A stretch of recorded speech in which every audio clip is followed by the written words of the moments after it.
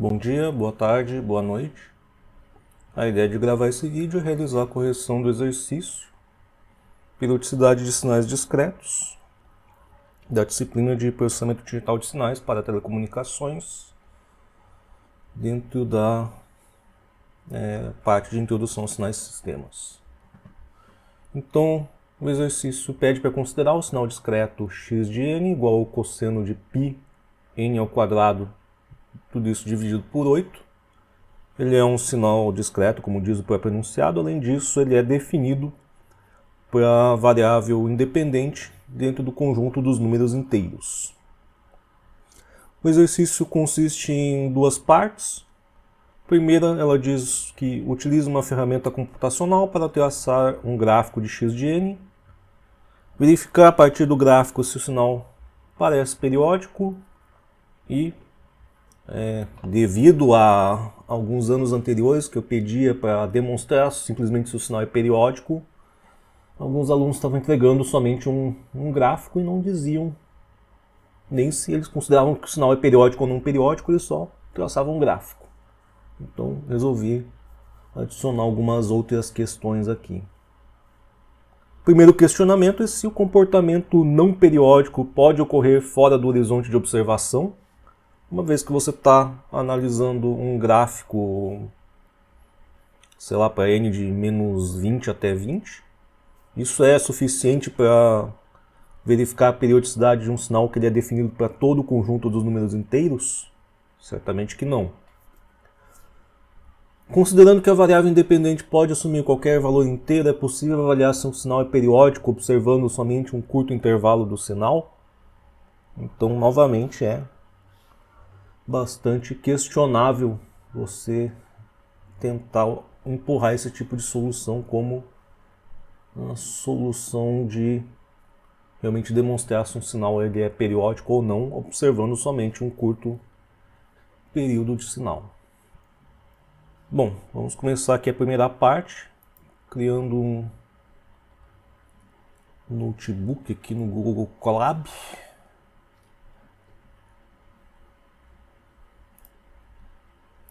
E aqui, chama isso aqui de cosseno teste periodicidade ponto. Aqui provavelmente eu vou precisar utilizar o NumPy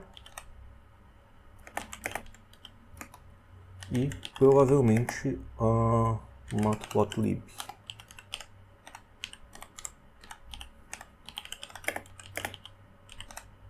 Caso a gente precise de outros pacotes, a gente vai adicionando conforme a gente for criando aqui o nosso códigozinho. Então o n eu quero que seja um range de... Vou colocar aqui de menos 20 até 20, que é o que a gente colocou ali no... para dizer um período não específico. E o x de n, então, ele é igual a np.1 cosseno de np.π vezes n ao quadrado, se não me engano, né? N ao quadrado. A gente pode fazer aqui np.power de n ao quadrado, tudo isso dividido por 8.0.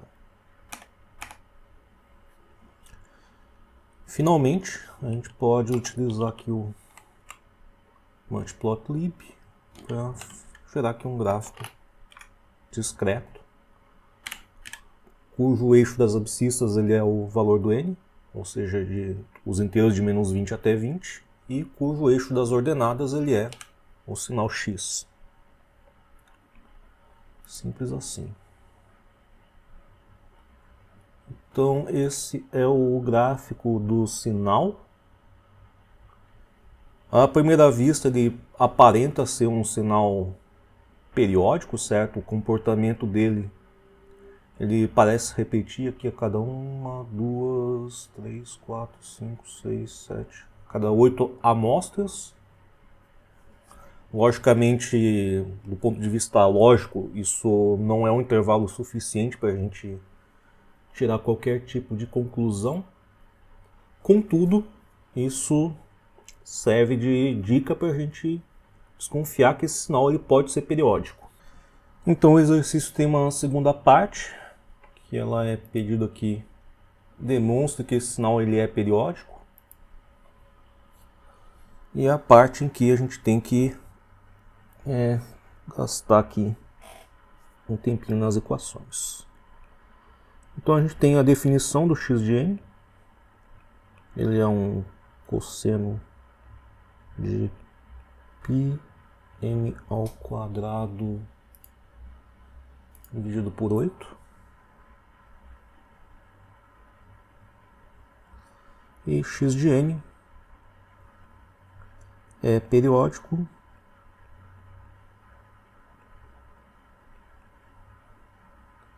C, somente C, que tem essa notação compacta. X de n é igual a x de n mais n maiúsculo para n maiúsculo pertencente ao mesmo conjunto da variável independente, ou seja, se a variável independente pertence ao conjunto dos números inteiros, então isso tem que ser válido para n pertencente a z. A primeira coisa que a gente pode fazer dentro da solução é, sabendo que o cosseno ele é uma função periódica, a gente pode afirmar que isso aqui é um cosseno de π n ao quadrado sobre 8 mais 2 vezes π vezes L, em que L pode ser qualquer valor pertencente ao conjunto dos números inteiros. Uma vez que o cosseno ele se repete a cada 2π radianos, então isso pode ser afirmado sem grandes problemas. A partir disso, se a gente tentar encontrar quem é x de n mais n maiúsculo, o que a gente vai conseguir aqui é um cosseno, abre parênteses, de π. No lugar do n minúsculo a gente vai colocar aqui n mais n maiúsculo ao quadrado, dividido por 8. E, portanto, aqui é um cosseno de π vezes n ao quadrado mais 2 vezes n maiúsculo mais n ao quadrado, tudo isso dividido por 8. E, portanto, x de n é periódico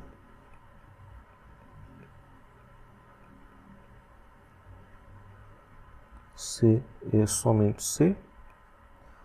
Ou se tiver a equação em azul claro, que a gente colocou lá em cima.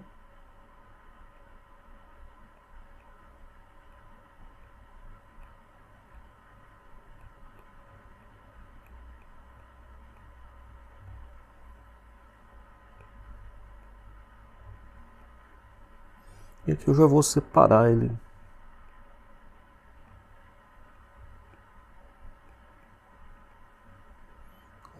Dois π n maiúsculo dividido por 8 mais π n maiúsculo ao quadrado dividido por 8. Para algum L pertence a Z, que não quer dizer que para todo N diferente ele vai ser o mesmo L, exceto que existe algum L aqui, pertencente ao conjunto dos números inteiros, por qual os argumentos do cosseno da esquerda e do cosseno à direita eles vão ser os mesmos, já que para ele ser periódico é preciso que essa igualdade ela ocorra independente de n. Então, muitas vezes você tem um cosseno subindo e um outro descendo, eles podem ter o mesmo valor, mas não necessariamente isso vai indicar uma periodicidade ou que as duas funções são iguais. Mas, como a gente está comparando dois cossenos, independente de n, para algum valor de L, esses dois cossenos eles vão ter o mesmo argumento. Ou seja, a gente vai ter π n ao quadrado dividido por 8, mais 2 vezes π vezes L, vai ser igual a π n ao quadrado sobre 8, mais 2 vezes π sobre 8 n maiúsculo, mais π n ao quadrado dividido por 8. Subtraindo π n ao quadrado sobre 8 da equação. Então, pegando essa equação aqui e multiplicando por 8 dividido por π, o que a gente acaba tendo aqui é 16L igual a 2 vezes n minúsculo n maiúsculo mais n ao quadrado, ou seja,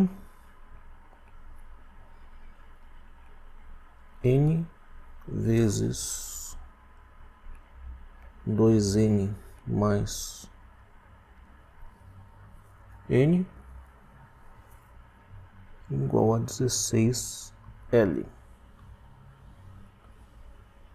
Ou seja, a gente conseguiu transformar a condição de periodicidade, que inicialmente ela era essa daqui, em uma condição equivalente, na qual, desde que este lado direito aqui da equação, n vezes 2n mais n, seja um múltiplo de 16, permitindo que exista algum L pertence a Z, por qual o argumento dos dois cossenos seja igual. Se essa condição for satisfeita, então esse sinal ele é periódico com um período n maiúsculo. Então a gente pode testar aqui alguns valores. Para 1 certamente não vai dar certo, para 2 certamente não vai dar certo, para 4 também não vai dar certo, mas para, por exemplo, n igual a 8,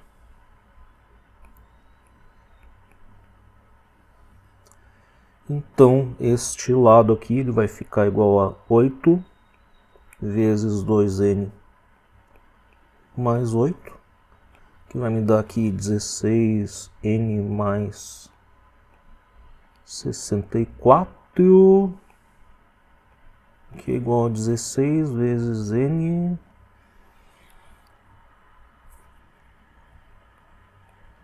mais 4, é isso?